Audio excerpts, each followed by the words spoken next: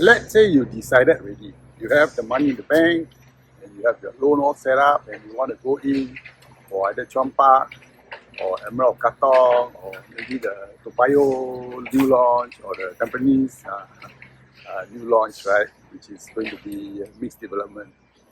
Then you have done all your maths. Okay, so there are three things that I think are not really secret, but to me it's very important. The first thing, of course, is you've done your maths and made comparisons of that new launch versus everything else around in the area, and you've made a decision.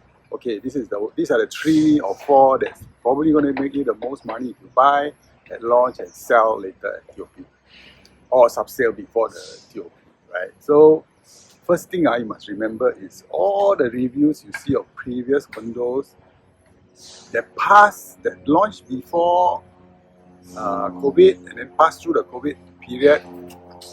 The prices actually went up much more than usual. So every time you hear something like, oh, Treasure at Tampines, wow, number 1, make a lot of money.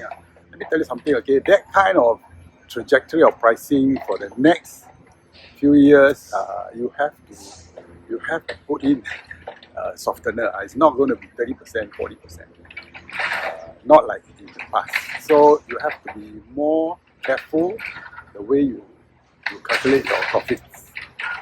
So don't just listen to reviews that are based on the past 5 years. The past 5 years numbers have picked up quite in an accelerated fashion. So that is the first secret.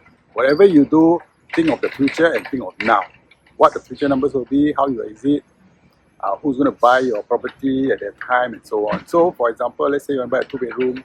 Yeah, there'll be people buying 2 bedrooms for investment and so on. Let's say you buy a 3-bedroom, people will buy 3-bedroom from you because it's a family unit, it's nice to stay, and people will buy from you. So you can make some money. Okay?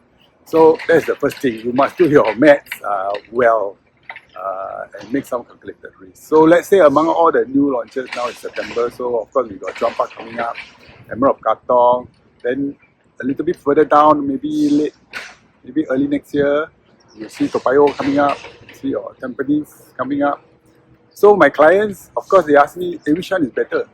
So here's the second secret. When you are ready and you decided that every one of them can potentially make you money, then the real issue is not choosing one. The real issue is when I put in my check to get a ballot number to buy a unit, I must get a good ballot number.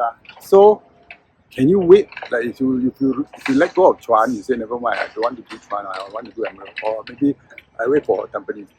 But the thing is, when the time comes for Tampines or TPY, will you get the ballot number that will give you a priority booking, which helps you book the right price and the right unit? I think the chances are all about the same. So if I were you, I always tell my customer, if you're ready and you think each one of them can make money, go for the first one, you try a ballot number. So trying ballot number is probably the most important thing that people don't usually talk about, right? Now here comes the third secret. The third secret is you know your numbers, you know what you can buy, the range of price you can actually buy at and still make money. So when you get a good ballot number, or you don't get a so good ballot number, and you go to the table for booking, and you know the actual prices, you need to have an agent or someone who's going to give you some logical sense and say, this is not the right price for this unit, let's not do it, let's go to the next launch. So those are the 3 things. First, do your analysis properly, and please go and ballot. Right? If you get a good ballot number, you get a good price, the third part comes. You've got a good price at the table, you're booking it, everything is fine, then go ahead and book, then you're fine. Because in one development, is many different prices for the units, and different units have different facing and so on. So do that. Again, think about things like supply. I think my added secret to you. Think about supply when you TOP. So like for example, Treasure at Tampines, of course there's a lot of paper gain, but can you sell it? Can you sell it in time?